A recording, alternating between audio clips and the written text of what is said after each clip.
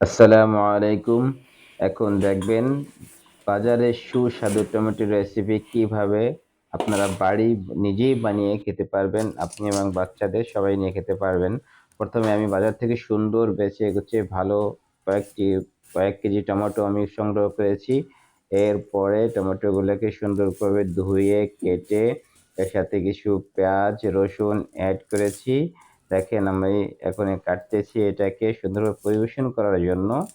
যেহেতু আমাদের ফ্যামিলি এবং বাচ্চারা সবাই খাবে এটা, তাই তাই এটাকে আমি কোনোভাবেই অবহেলা না করে সুন্দরভাবে পরিচর্যা করে এটা কেটে নিলাম।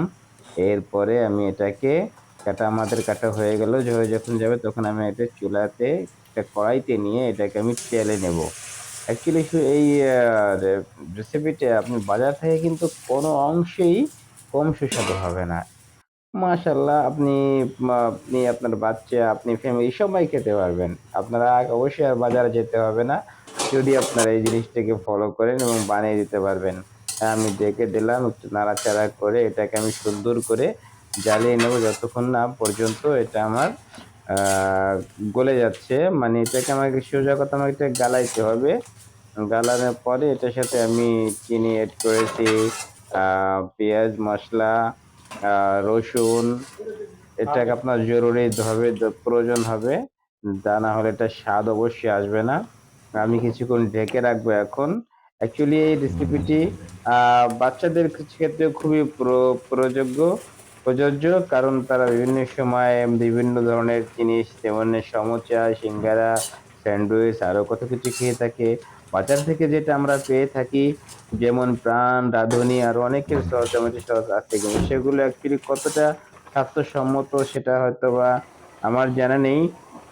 তবে এটা যে একদম 100% স্বাস্থ্যসম্মত এতে কোনো সন্দেহ নেই। কারণ এটা আমরা বাজার থেকে ভালো বেছে সুন্দর টমেটো সংগ্রহ করে আমরা ঘরে বানাচ্ছি। অবশ্যই আপনারা এটা ট্রাই করে দেখবেন এবং বাচ্চা-কাচ্চা, ছেলে-মেয়েদের ফ্যামিলি সবাই নিয়ে খেতে পারবেন। আমাদের হয়ে গেছে চালানো। এখন আমরা একটা গামলাতে বা বলে ঢেলে দিচ্ছি। ঢেলে দেওয়ার পরে এটা ঠান্ডা করার পর এটা আমরা সরাসরি আমরা ব্লেন্ডারে নিয়ে যাবো। কারণ ওটা আ জালে পুরাটা আপনার লিকুইড হয় নাই, গলে যায়নি। এজন্য ওটাকে পুরাতমে লিকুইড করার জন্য আমি এটাকে একটু ব্লেন্ডার করে নিচ্ছি। হ্যাঁ, দেখুন ব্লেন্ডারে একদম ব্লেন্ডার কমপ্লিট হয়ে গেল এখন। আমার এখন ব্লেন্ডার কমপ্লিট হয়ে যাওয়ার পরে এটাকে আমি আবার পুনরায় কড়াইতে করে এটাকে জ্বালাবো। যতক্ষণ পর্যন্ত এটা পরিপূর্ণরূপে টমেটো সসের তৈরি না হয়, রূপান্তরিত না হয়। হ্যাঁ, আমি জ্বালাইতে আবার আমি চিনি এড করে দিলাম এখন। এখন আর কিছুক্ষণ পরে এটা আমার হয়ে যাবে।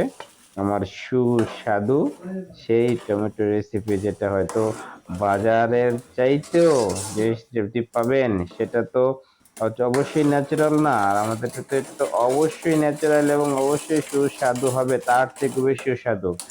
যদি আপনি সুন্দররূপে পরিচালনা করে এটাকে বানাইতে পারেন এবং স্বাস্থ্যসম্মত জিনিস আপনি অবশ্যই ঘরে বানাইলে সেটা অবশ্যই স্বাস্থ্যসম্মত হবে। বাজার থেকে আনা এটা স্বাস্থ্যসম্মত নয়। আর আমাদের দেশ বাংলাদেশ বলে কথা, যেখানে ভেজালের স্বর্গরাজ্যে আমরা বসবাস করতেছি, জানি না কি খাই। আর এটা একটু কষ্ট করে হলেও যদি আপনারা তৈরি করতে পারেন তাহলে সবার স্বাস্থ্যগত ঝুঁকিটা হয়তো থাকে না। সুন্দর একটি রেসিপি তৈরি হয়ে গেল। দেখেন টমেটো সস অতি তাড়াতাড়ি তৈরি হয়ে যাচ্ছে। এখন খেয়ে নিতে হবে। যেটাই পারেন আপনারা, যত পারেন তত খান। কোনো স্বাস্থ্যের ঝুঁকি নেই, কোনো সমস্যা নেই, কারণ কোনো কেমিক্যাল নেই, কোনো স্যাকারিন নেই। এটা হচ্ছে একদম 100% পিওর, যেটা আমরা বলে থাকি একদম ফ্রেশনেস, যাকে আমরা নিজে হাতে সংগ্রহ করে কালেক্ট করে বানিয়েছি। কোনো রং নেই, কোনো কেমিক্যাল ছাড়া একটা রেসিপি তৈরি করলাম। বাচ্চা নিঃসন্দেহে পেট ভরে এগুলো খেতে পারবে। তো আপনারা যদি কারো ভালো লেগে থাকে অবশ্যই বাড়ি বসে আপনারা এটি ট্রাই করে দেখতে পারেন যে আমি এটা বানানোর পরে এটা কতটা আপনাদের ফুলফিল। দেখুন এটা কালার চলে আসছে।